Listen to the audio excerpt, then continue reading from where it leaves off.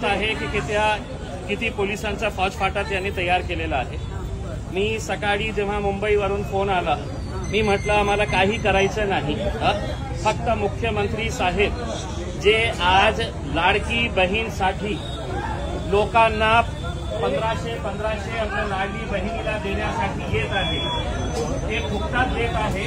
हे लोकांचे कष्टाचे पैसे आहेत, त्यांचे हक्काचे पैसे आहेत, ते पैसे आपल्याला मिळायला पाहिजे आणि आश्वासनं खूप झालेले आहे।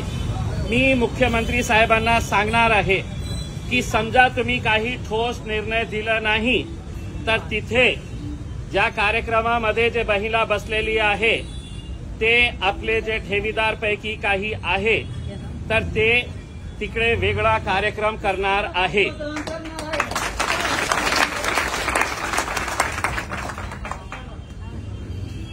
मला असं सांगण्यात येत आहे पोलिसांकडून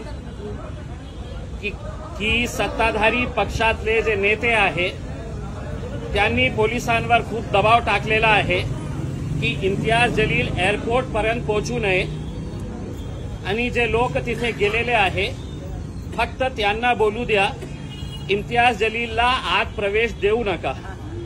पण मला या गोष्टीचा आनंद आहे की जे 10 लोक आपले गेलेले आहे, 12 लोक 11 लोक गेलेले आहे, त्यांनी पोलिसांना स्पष्टपणे सांगितलं की खासदार साहेब, माजी खासदार तिथे नाही आले तर आम्ही कुणाशीही बोलणार नाही।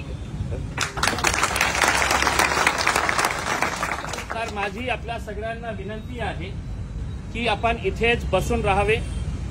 आता सीएम साहेब निघालेले आहे, मी एअरपोर्ट पर्यंत पोहोचतो, त्यांच्याशी बोलतो आणि परत इथे लवकर येऊन जे काही निर्णय होतील ते निर्णय मी आपल्याला सांगतो।